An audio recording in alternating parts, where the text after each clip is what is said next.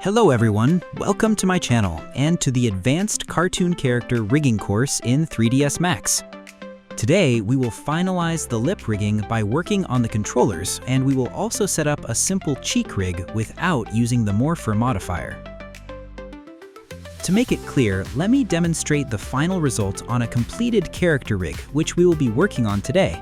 All that is left for us to do is to ensure that the in-between drivers always remain centered between the main and side controllers, making the animator's job much easier. However, these elements remain completely independent, allowing for manual control to add extra expressivity to the character.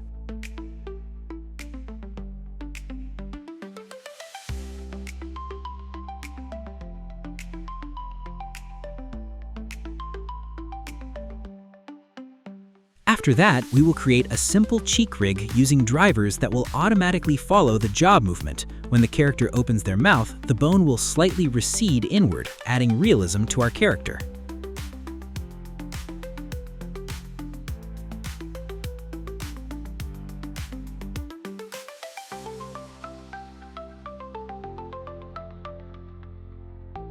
Before we begin, let's clean up the scene. From the previous lesson, we have some unassigned rigging elements. Let's move the hidden point driver bones of the jaw and the exposed TM into their respective layers.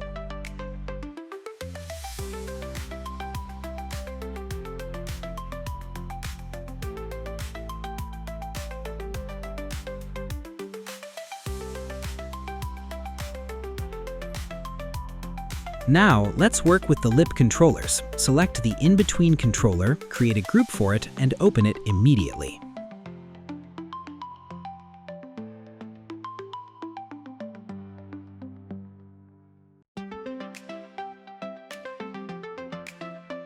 Align its pivot point in terms of position and orientation relative to the controller using Alt-A. After that, select both elements and apply Freeze Transform to them.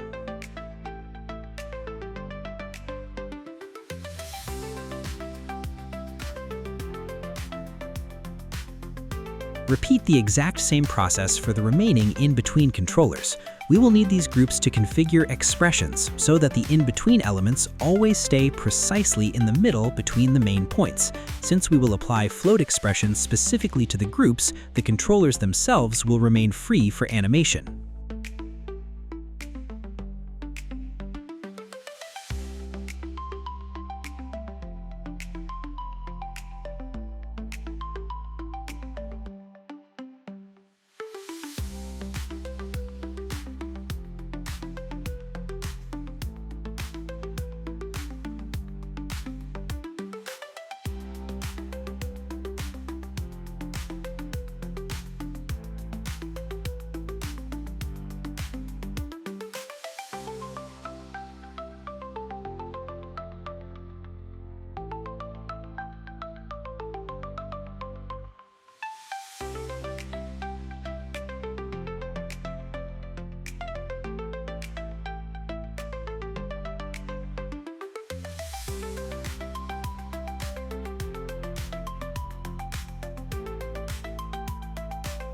Once we are finished with the groups, it's time to apply the expression controller to them. But first, let's check which axis the movement will follow. In local mode, it might seem like the x-axis. However, our controllers are linked to drivers whose pivot is aligned with the jawbone, so the groups inherited that same orientation. To see the actual axis we need, switch the coordinate system to parent.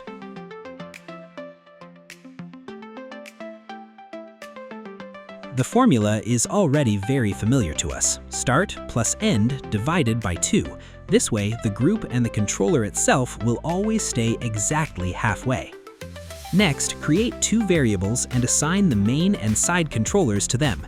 As a reminder, it doesn't matter which one is set as start and which one is end. Max will add their values anyway, and changing the order of the terms does not affect the sum. The main thing is not to forget to specify the correct parent axis for the variables that we identified earlier.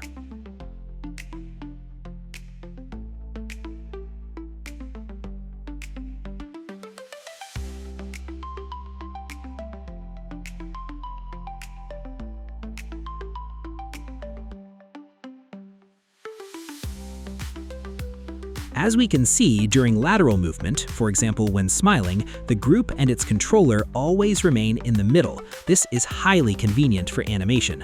Now, let's assign the same expression to the other axes, but instead of dividing by 2, we will divide by 4. This will reduce the amplitude and allow the in-between controller to take a more natural shape.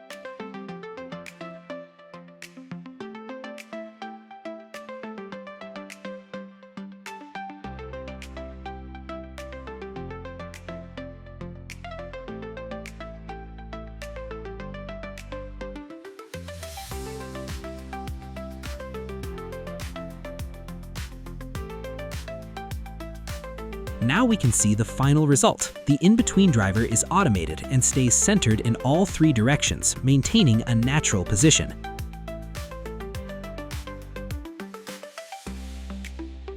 To keep the video concise and avoid repeating the same steps for the remaining groups, I'll fast forward this process and we will move on. Alright, I have finished with the rest of the groups, so let's look at the overall result.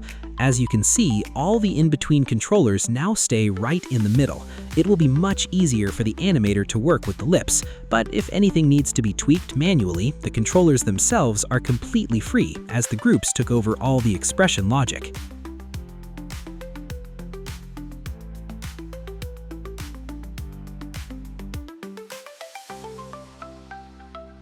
Well, we are officially done with the lip rigging. All that's left is to add some final polishes and organize everything into layers.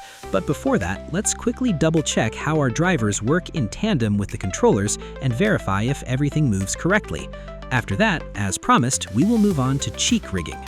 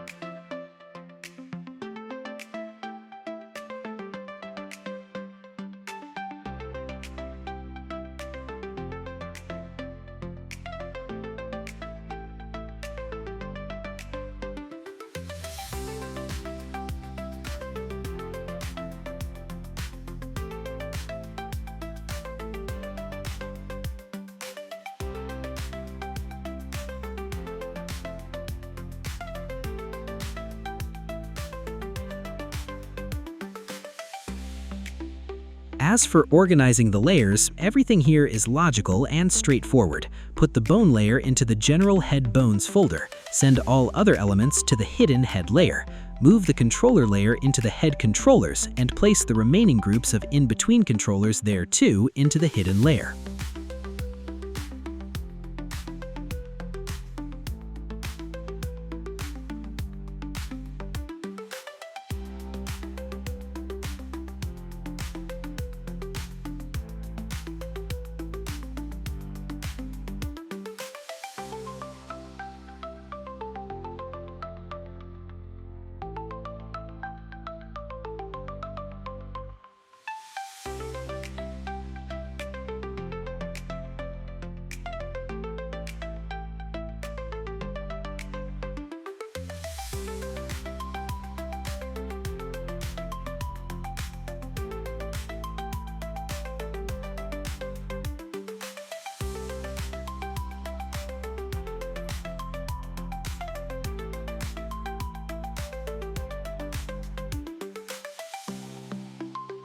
Let's move on to the cheek rigging. We will start by creating a driver. To do this, create a point object, enable the cross display, and align it with the character model.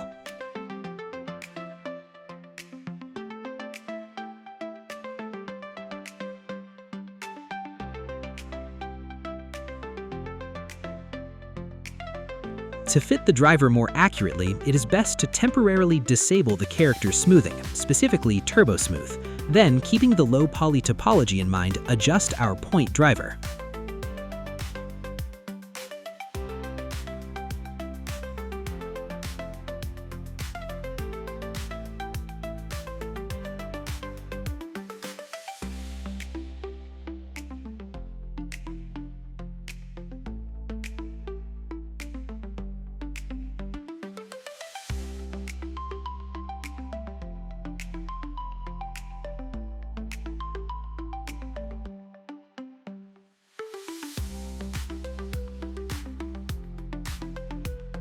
Now clone this point for the right side. Switch the coordinate mode to View or World, and pay close attention here. Make sure you have the Move tool selected, not the Rotate tool. Only after that, go to the X-axis field at the bottom of the screen and place a minus sign before the current value. This way, our point driver will mirror perfectly to the opposite side.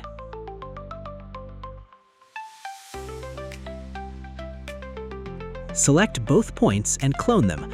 To distinguish them visually, turn off the box display in the settings, leave only the cross, and change their color. These will be the bones to which we will later skin the cheek mesh.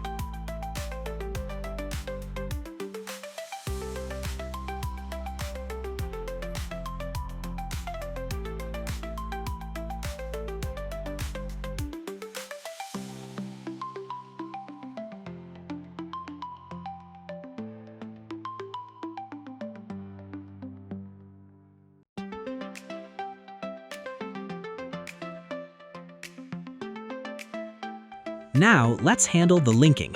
Link the bone points to their respective point drivers and the drivers themselves to the main head squash and stretch driver.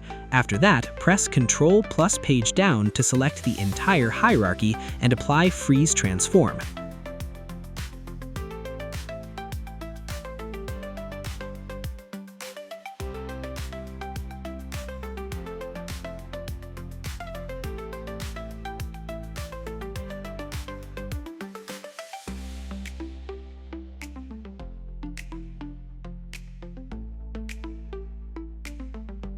Create a group for the drivers themselves and open it right away.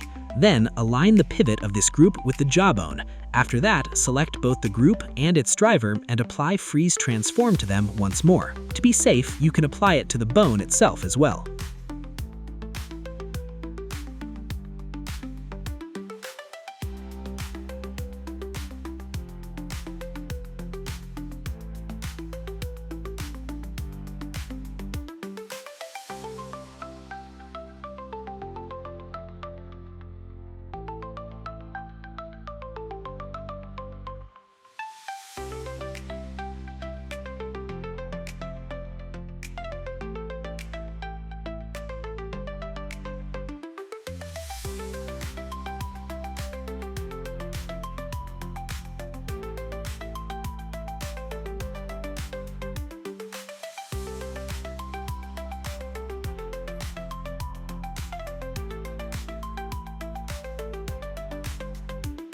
Now, open the layer with the hidden head objects and link the Expose TM helper to the cheek group using wire parameters. Connect the local Euler X and Y axes to the corresponding rotation axes of our group and simply multiply the value by 0.5 in the formula field.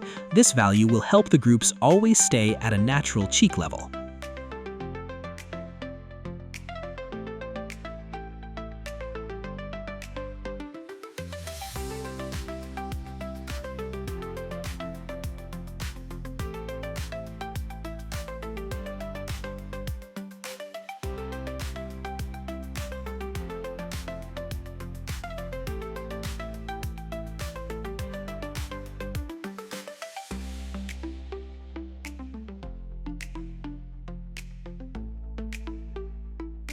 Here, I chose wire parameters instead of float expression. In such scenarios, wiring is more reliable and easier to set up, and we won't face a glitch due to an overload of drivers like we did with the lips in previous lessons.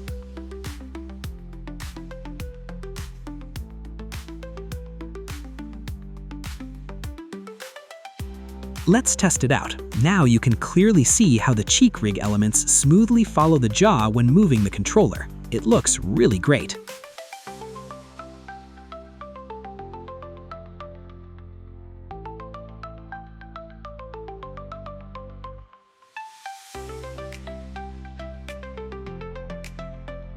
Of course, simply following the jaw is not enough. When the mouth opens, the bone should slightly recede inward, and for this, we will use wire parameters again. Link the local Euler x-axis to the movement of the bone on the y-axis.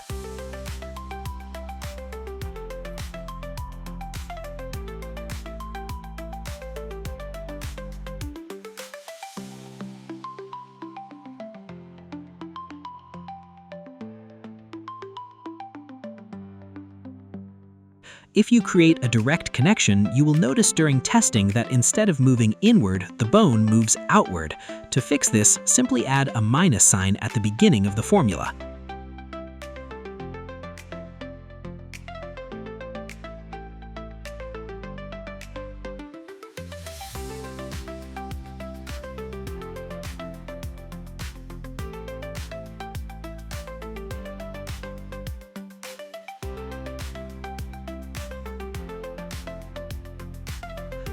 In my case, a direct connection is quite sufficient. However, if your character has a different stylization, you might need to tweak this bone movement. To adjust the amplitude to your liking, you already know that you just need to multiply the axis value by the appropriate coefficient.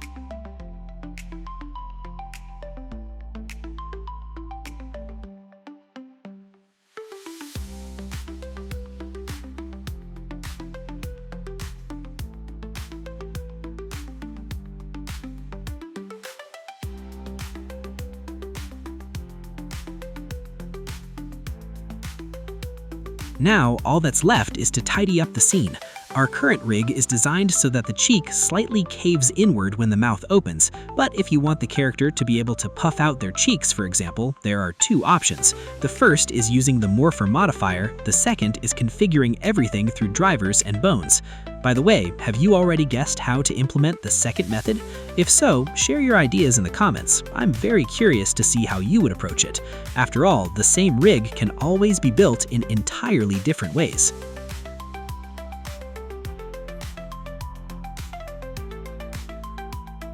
That's all for today, friends. In the next lesson, we will dive into tongue rigging. Leave your generous likes and write comments so that more Max users can discover this tutorial. See you in the next video. Bye!